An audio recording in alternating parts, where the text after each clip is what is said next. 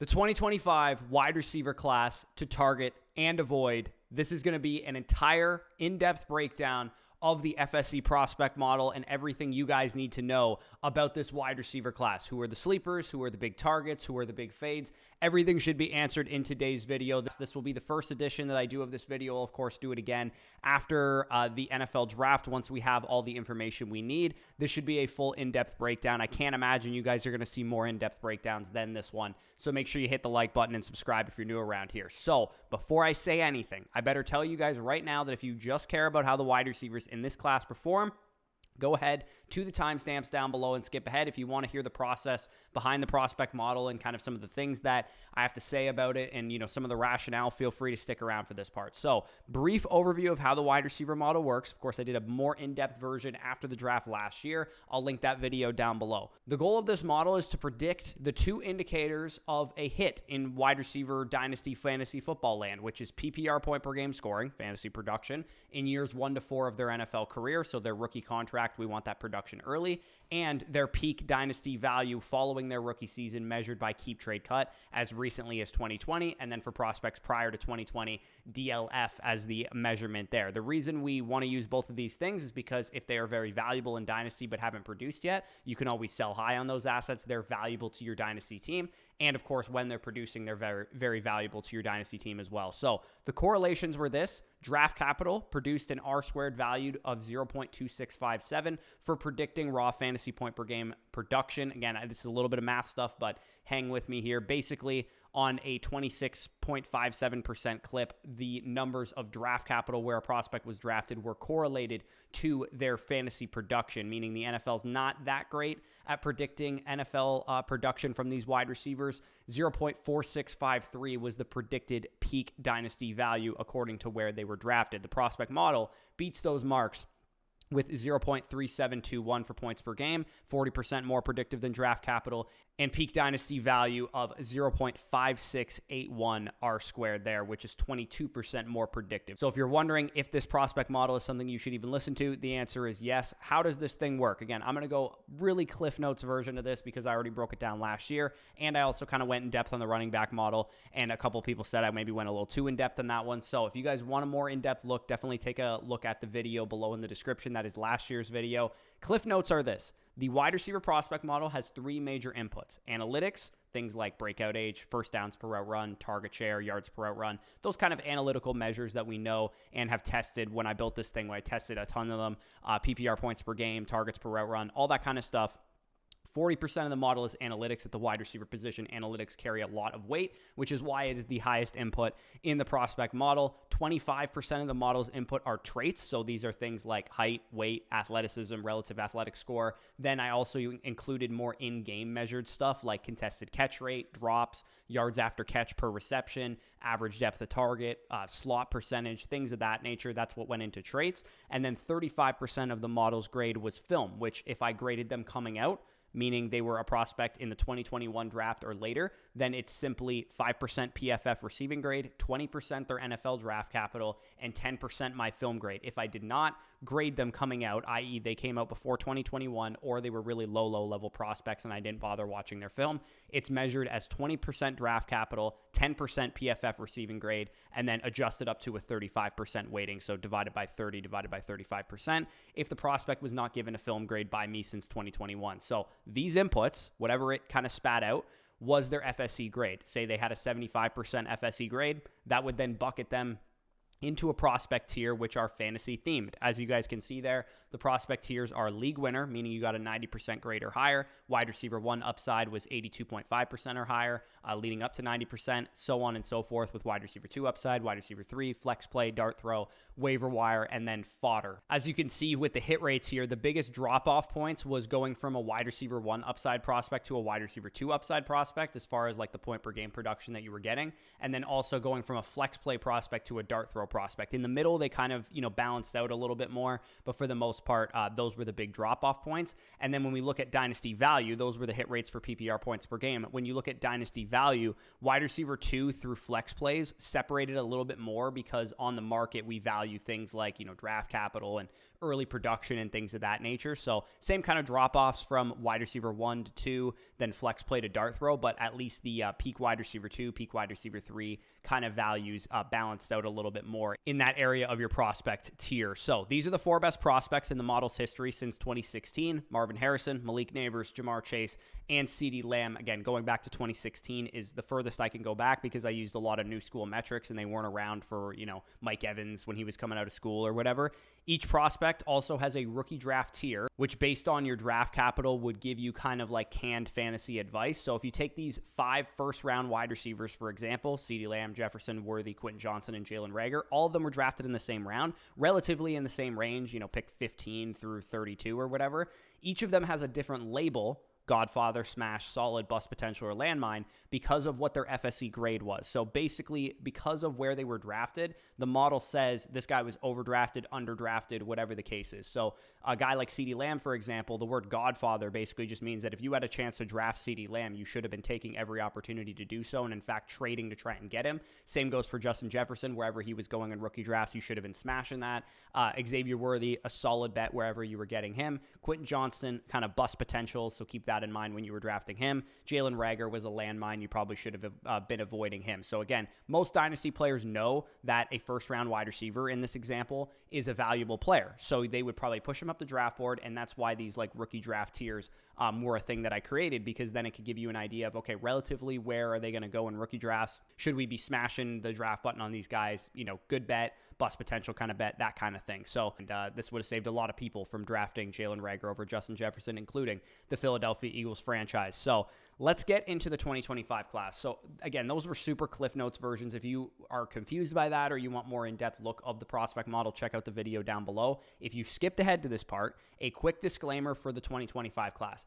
It's February 21st as I'm recording this. The data points that we don't have yet, I had to project, which means that some of these things could change and affect the grades a couple percentage points. The things that I don't have access to yet are official heights and weights. I use the prospects listed heights and weights according to their team's website. If they attended the Senior Bowl, they were officially weighed in at that event. So I did use their official heights and weights from the Senior Bowl if they went. But if they were an underclassman or whatever, they didn't attend the Senior Bowl, I don't have an official height and weight on them until next weekend when we get these guys weighing in at the combine. So that was a projection, could be subject to change depending on what they do at the combine.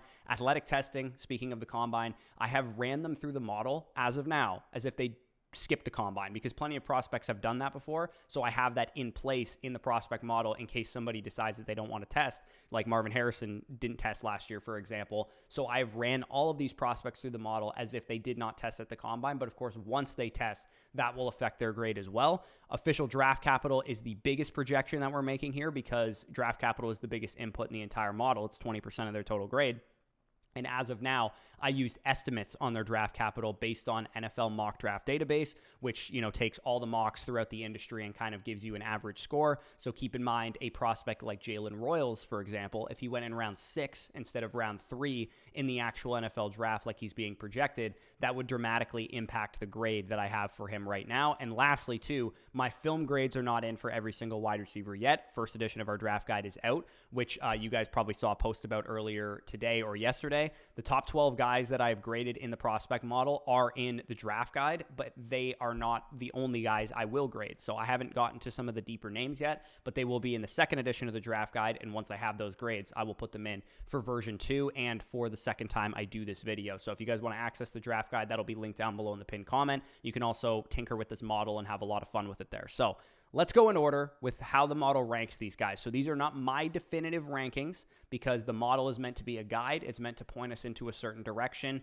The film, the team fit once they get drafted, their draft capital, all that stuff will factor in. But these guys, we kind of want to get a clear point us into the right direction of where we should be valuing these players. So last year, we had a couple of league winner prospects, Marvin Harrison Jr. and Malik Neighbors. Do we have any in 2025 would be the first logical question in this class. The short answer is no, we do not, but we could potentially have one. As I go throughout this video, I'm going to talk about kind of what the hit rates are for all these prospects, and you should be able to see them on the screen above me as well. The league winner prospects peak as top 5 Dynasty valued wide receivers post year 1, 75% of the time, with the only one of those guys not doing that was Marvin Harrison Jr. because he had kind of a down rookie season. expected PPR points per game for the other two guys of 18.55. So if you're a league winner prospect, I mean, you're in rare company. CeeDee Lamb, Jamar Chase, Malik Neighbors, Marvin Harrison. We're talking about special prospects here. Tet McMillan, wide receiver of Arizona, is wide receiver 1 in the model right now. He is just on the cusp of being a league winner prospect, but he is currently a wide receiver 1 upside prospect. So just a tier down from the league winner tier. The best comparable prospects for Tet McMillan are Drake London and Rome Odunze. To give you a caliber of prospect that we're looking at here, he would have been, according to the model, the 3rd best wide receiver in last year's class. In 2022, he would have been the best wide receiver in that class. In 2023, the best wide receiver in that class. So he's a very solid number 1 receiver prospect to have in this class. NFL mock draft database estimates him to go in the top 10, 7th overall as of right now on average. One thing to note with Tet McMillan, the way he gets into the league winner tier is actually pretty straightforward. It's actually pretty easy. He would join Chase, Lamb, Neighbors, and Marvin with a good showing at the scouting combine. If he in fact goes to the combine and has higher than a 7.5 relative athletic score, that would get him up over 90%, assuming he does in fact go in the top 10 of the NFL draft. If he were to fall outside of the top 10, he would probably need a really good performance. But because he's really big, he's 6'4", 6'5", 215 pounds or whatever, all he needs to do is run like 4.55, jump like 50th percentile or better, and he would be above that RAS score, no problem, because he has the size. McMillan, as of right now, would have been my wide receiver 2 in last year's class based on my film grade. But the model says that the Malik Neighbors was actually a better prospect. But either way, we're looking at a very, very strong wide receiver 1 prospect in this class. And the wide receiver 1 upside tier also does have another prospect in this tier. However, we have no idea if he's going to play wide receiver in the NFL. So we're talking about Travis Hunter here, who could play cornerback full-time, could play wide receiver part-time. We don't exactly know yet, but the model doesn't know that, and they're just grading it as a wide receiver prospect. Wide receiver 1 upside prospects, which is where Tet McMillan and Travis Hunter rank right now, peak as wide receiver 1s in Dynasty 70% of the time, hit a wide receiver 1 season in PPR points per game at a 50% clip, so a coin flip chance at a wide receiver 1 season in points per game, and the expected PPR points per game of a prospect in this tier is 13.29 through their first 4 seasons, expected to peak at about Dynasty wide receiver 8.5 on average. So I'm pretty sure everybody knows the issue with Travis Hunter is that he could play defense. However, if you've been living under a rock, these numbers are going to skew his prospect model total. So the fact that his best comparables are Justin Jefferson and Garrett Wilson, knowing that the prospect model thinks, again, because they don't have the context that he played defense too, that he had a late breakout and he was a one-year wonder. That's what this prospect model thinks about Travis Hunter. And yet the traits and the draft capital are enough to propel him all the way up to being a Justin Jefferson or a Garrett Wilson level prospect. Imagine how good of a prospect he would have been in this model had he played a full allotment of snaps at wide receiver all 3 years of college. We would probably be talking about the wide receiver 1 in this class. Traits and film-wise, he checks all the boxes. Analytically, he's very close to Garrett Wilson, where you miss some of those production and market share measures, but because he's such a good player on film, we kind of excuse it, and the fact that he played defense, we kind of excuse it. So I doubt we're ever going to get full, unapologetic confirmation. I'm playing wide receiver full-time, screw defense. I doubt that's going to happen. He's probably going to play corner at the next level. But with his wide receiver usage and his score in this prospect model, it is very fun to dream of what he could be if he plays offense for the most part. So now let's get into the 3 prospects who are in the wide receiver 2 upside bucket. So we went through league winners or potential league winner with Tet McMillan. We are going through wide receiver 1 upside prospects. Now we're down to the wide receiver 2 upside players. The hit rate for getting a wide receiver 1 on the Dynasty market drops to just 29% in this bucket, which is why it's called the wide receiver 2 upside bucket, because 71% of the time these guys peak as wide receiver 2s on the market. So if you think of guys like, Chris Olave or Jordan Addison or Zay Flowers, guys who haven't peaked as wide receiver 1s on the market yet, but they have been wide receiver 2s consistently, these are kind of the caliber of prospects we're talking about with these next 3 names. Production-wise, you also have a 31% chance at wide receiver 1 season, just under a coin flip for a wide receiver 2 season, and a big-time drop-off in PPR points per game to just about 9 PPR points per game, because there's a lot more misses in this territory than there was in the wide receiver 1 territory. So you're more or less getting a coin flip of a good pick here.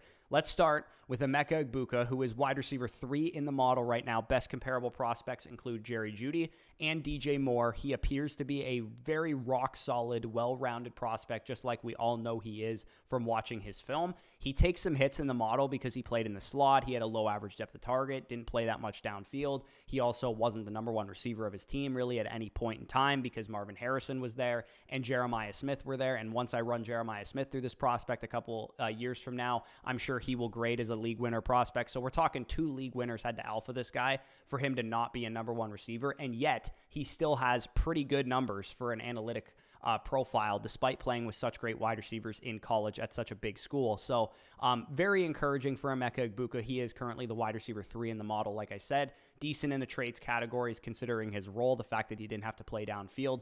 So definitely a guy that, I mean, you'll see in the draft guide if you guys have it. I absolutely love Emeka Egbuka, one of the safest prospects in this class. Luther Burden is the wide receiver 4 in the model, very closely behind Emeka Egbuka. You guys may have thought I was being hyperbolic last week when I broke down he could either be DJ Moore or Laviska Shenault. That's precisely what his prospect profile is. He is very, very comparable to both players, and given the size, given the usage of both players had in college, you could see him kind of going either way, maybe not putting it all together and turning into Laviska Shenault, or maybe putting it all together and turning into DJ Moore. Burden lost a lot of points in the usage category because he had a lot of targets on screens. He had a lot of targets that weren't downfield. His average depth of target was sub 10 yards, which I dinged him for quite a bit. And that's kind of where he loses the most points, but he does get a lot of points for being great after the catch, having great market share, analytical stuff like his target share and things of that nature is all kind of above board. The problem for Luther Burden is that he doesn't have the usage profile of a wide receiver 1 upside prospect, and that's why he's in the wide receiver 2 upside territory. So that's what we need to think about with Luther Burden. Hopefully he tests well at the combine, gets really good draft capital. I mean, if he were to sneak in to the top 10 and, have a great combine or whatever, he would actually have a chance to go up to the wide receiver 1 upside tier. But I don't think really either of those are likely because he's a couple percentage points away from that area. So he would really need to erupt at the NFL scouting combine for me to kind of change my opinion that he's either going to be DJ Moore or Laviska Shenault than he is anywhere close to, say, Tet McMillan in the rankings right now. So the surprise guy that sneaks into this tier is Trey Harris of Ole Miss. I don't think a lot of people would have expected Trey Harris to score this well, but Trey Harris's profile is really weird because he nails some of the analytics markers. For example, his 5.15 yards per route run this season was the best ever recorded for a single season of any prospect in the model. So that should speak to how efficient he was on his targets, but he also lost points in this area because he's 23 years old. He played with a borderline first-round quarterback in Jackson Dart. On film, you watch, some of the warts that he has there, and that showed up in my film grade. So he's kind of this like up and down boomer bust prospect, but nonetheless, I think Josh Doxson, Michael Pittman Jr. is a good range of outcomes for him because you got one guy who didn't end up working out in the NFL, Michael Pittman, who obviously did. So that contextualizes the type of prospect he is. He's a bigger guy, needs some development. Late first, the high end for the draft capital that he's going to see, likely an early second rounder in the actual NFL draft. He's also a guy that could drop into the wide receiver 3 upside tier, so he could actually drop down a little bit with a middling combine because the type of player that Trey Harris is, from what I watched on film, he is a big guy, but he's not the most athletic dude in the world. So if he has a bad combine, he could also kind of damage his draft capital a little bit as well. So the combine is going to be really important for Trey Harris. He might end up being a lot lower or maybe a lot higher the next time I do this exercise.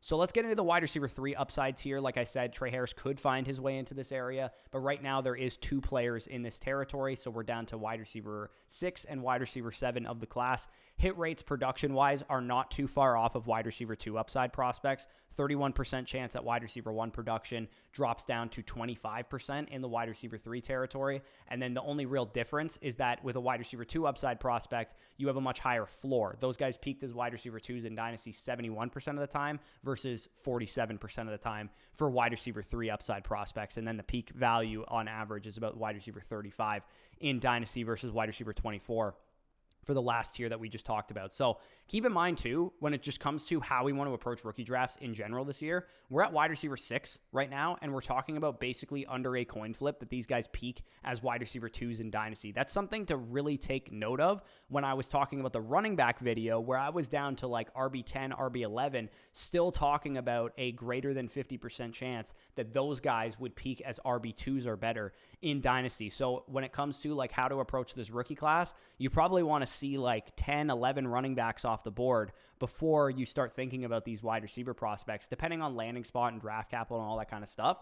We should have, let's say in the first 20 picks of rookie drafts, about 10, 11, 12 running backs versus 6, 7, 8 wide receivers. That's just kind of the balance and the strength of this class difference between those two positions. Obviously, last year, it was the total opposite. We had a way better wide receiver class than running back class, but just keep that in mind. With Jaden Higgins from Iowa State, who is wide receiver 6 in the model right now, couple of great comps, I think, for him. Context-wise, he's a big receiver. He has good market share numbers and good analytics, good usage, a number 1 alpha wide receiver stuff in college. He's just not exceptional in any one area, and that includes kind of athleticism and traits and things of that nature. So when you're looking at best comparable guys from his grade standpoint, you have guys like Keon Coleman, Quentin Johnston, who are a little bit more raw, maybe a little bit more higher upside, and they were early declares, versus Jaden Higgins, I think, is a little bit closer to like a Juju Smith-Schuster or a Cortland Sutton for the type of profile that he has. Specifically, Juju Smith-Schuster and his profile are very close. I think Jaden Higgins could get, second round draft capital. Right now, he is expected to go 78th in the NFL draft, but he could go up in, value in the mind of the NFL if he has a good combine, because he has the size, he had good production and all that kind of stuff. But keep in mind, if he does test poorly, he could actually go down from where he is right now. So the last prospect in this territory is Matthew Golden of Texas, and he is the prototypical film bro prospect of this class. Every class has a couple of them where the film community, the NFL draft community, is a lot higher on the prospect than the dynasty community or the analytics community is. The profile of Matthew Golden is almost identically similar to Ladd McConkey's profile last year. The analytics aren't good. He misses the mark for yards per route run, targets per route run, target share, yards per team pass attempts, PPR points per game. And if you remember with McConkey last year, at least those efficiency numbers were somewhat there. And for Golden, they're not really right now. However, he was hurt for a majority of 2023 with Houston before he transferred to Texas. Once he transferred to Texas, he didn't become the full-time starter until like the stretch run of the playoffs, and then he started really dominating production, and he kind of paced out really, really good numbers by the end of the year. You saw it. You got to piece it together, but you did see it on film. There's a reason that the NFL draft community is very high on this player. There's a reason that they call him the next Stephon Diggs or say he's a great route runner or whatever. The film community loves Ladd McConkey. The film community loves Matthew Golden as well. And every couple of years, once every year, a couple of prospects a year, we get a couple guys that the NFL draft community is right to be higher on than the analytics community. Ladd McConkey was one of them. Even Ricky Pearsall, if you think he's a good player, he definitely was a guy that you had to like more on film than you did in the analytics. In 2023, I remember the film bros loved them some Zay Flowers. They also liked Jaden Reed. Select few of them really liked Puka Nacua as well. So again, keep that in mind with Matthew Golden. His best comparable prospects are guys like this: Zay Flowers, Ladd McConkey, even Curtis Samuel.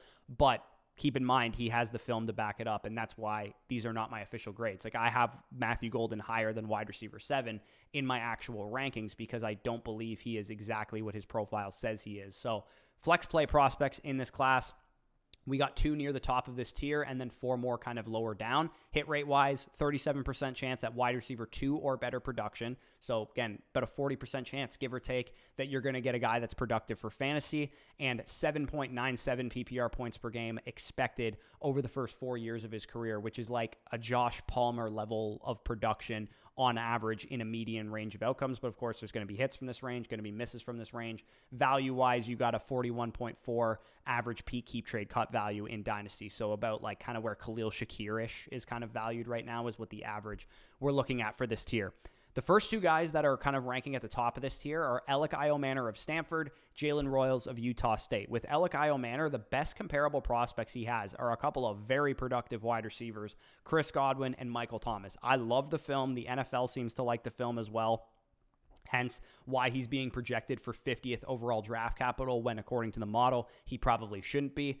His market share numbers are pretty solid because the Stanford offense would throw the ball for 2,400 yards a season. But the problem is when you play on a shit team like that, the quarterbacks aren't going to give you great efficiency numbers. You're not going to have a good high yards per route run. You're not going to have contested catches that are easy to get. You're not going to have a deep yards per target number that's really high. You're not going to have yards after catch stuff because that becomes harder when you're not being thrown the ball accurately. So a good combine for Emeka Manor would go a long way for him. Also, shout out to a fellow Canadian. McDavid and the lads absolutely cooking the Americans last night. Love to see it. But Emeka Manor, definitely a guy that I'm very interested in because of the film, more so than the analytical profile that he has. Jalen Royals, he's mainly Danny's guy, but I like the film I saw also. I saw him actually mocked in the first round of a mock on TDN yesterday, which kind of shocked me. But he's a small school guy, good analytics, from a market share standpoint. But because he's a small school guy, he takes a hit.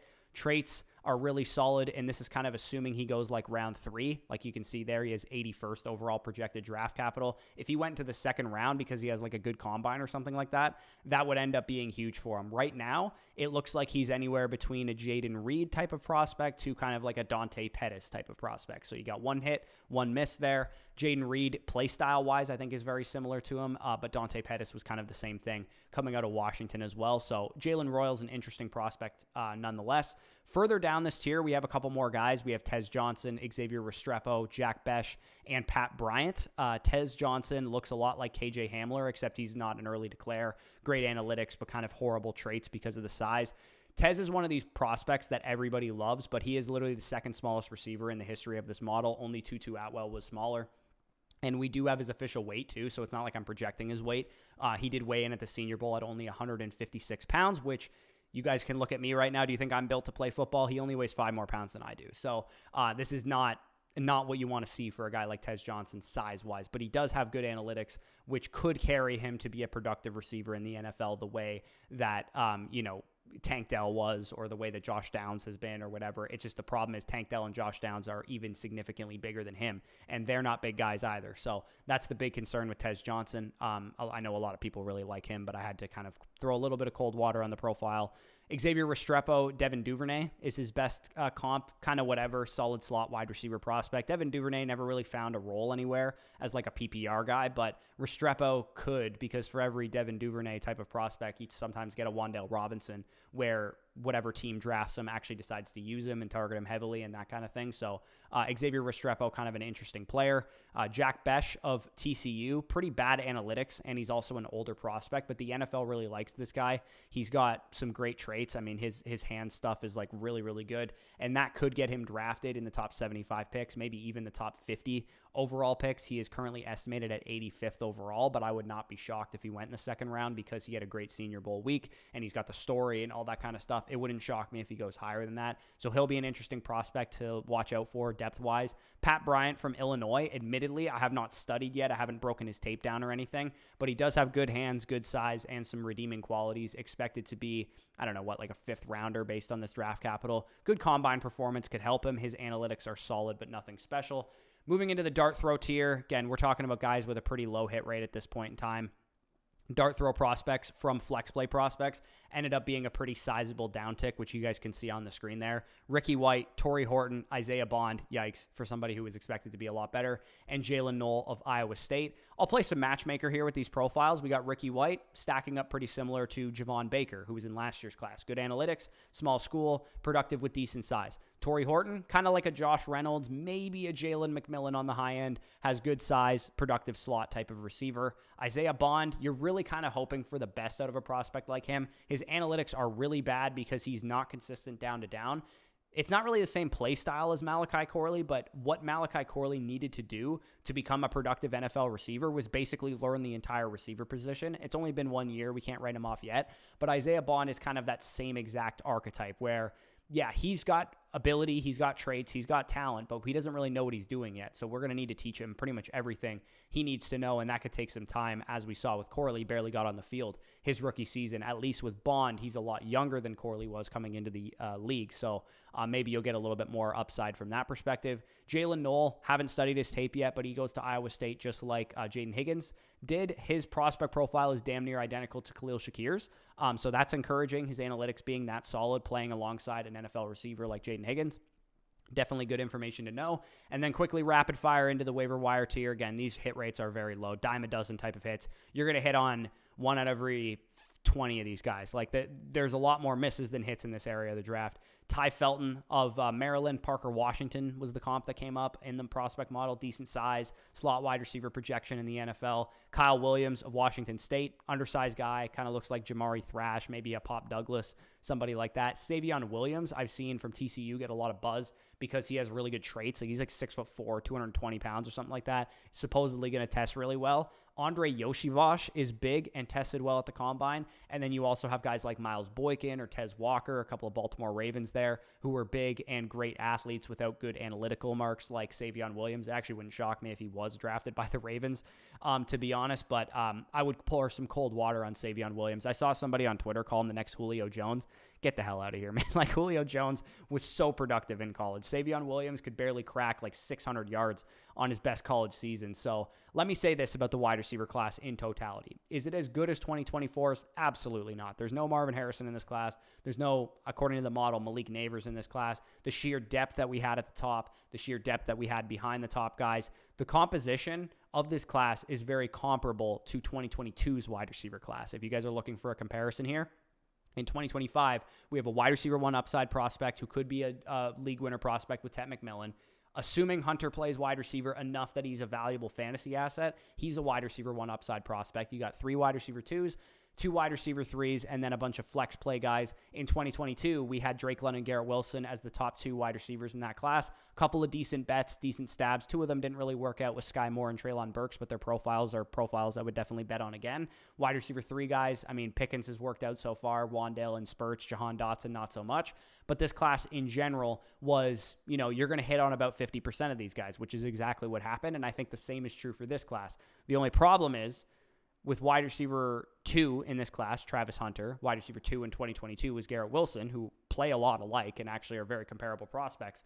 It would be like if in 2022, Garrett Wilson was going to play cornerback. And that's kind of the comparable nature to this class. Because if Garrett Wilson was going to play cornerback in some hypothetical universe, then we'd be looking at a class that was a lot worse at the top without Garrett Wilson as a mainstay at the wide receiver position. So that's the conclusion of this video. If you guys got some value from it, leave a like down below. It took me a lot of time to collect all this information, so definitely subscribe if you're new around here. Make sure to check out the running back version of this video as well. If you haven't already, I went through the running back class, and spoiler alert, it's better than the wide receiver class. However, there's some interesting names. There's some interesting profiles. If you do the research, if you grind the film like we've done in the draft guide, you can definitely maybe hit on the next George Pickens, for example, who didn't have a complete profile but did end up hitting in the NFL. If you want to tinker with the prospect model in general too, like if you want to look at some of these metrics and see how they performed in yards per team pass attempt and yards after catch per reception, all these kind of metrics that you guys can look at, that is available only over on flockfantasy.com. You can see the FSE grades in there. You can see everything that the prospect model has to offer. And of course, our prospect draft guide is live right now. 30 prospects written up, graded, comps, strengths and weaknesses, ideal landing spots, fantasy outlooks, all that kind of stuff. And all of this information that I broke down in these 2 videos, the wide receivers to target and avoid and the running backs to target and avoid, I've added into the draft guide this year. If you guys want access to it, head on over to flockfantasy.com. Make sure to use the promo code FSE when you sign up. You'll get our rankings, our rookie draft guide. Of course, all of the stuff available on the site, the My Teams feature, the ability to send us trade questions, the ability to send us team reviews, all that stuff is available over there. So if you sign up annually too, you also would be covered for this draft guide and all future editions of it, our redraft stuff, next, in-season content for 2025, and you will get a free voucher for a team review and a free voucher for a buy-sell hold report. Those 2 products alone are the value of the annual subscription. So it is definitely the best deal that you can get to just sign up annually, get access to the site, and get that stuff for free. You will get 2 free vouchers to redeem that stuff. Instructions for how to redeem those things, if you can't figure it out, are going to be in your email when you sign up over on the site. So if that interests you, definitely check it out. That'll be linked down below in the pinned comment. Like, comment, subscribe if you enjoyed this video. Peace out. I'll talk to you soon.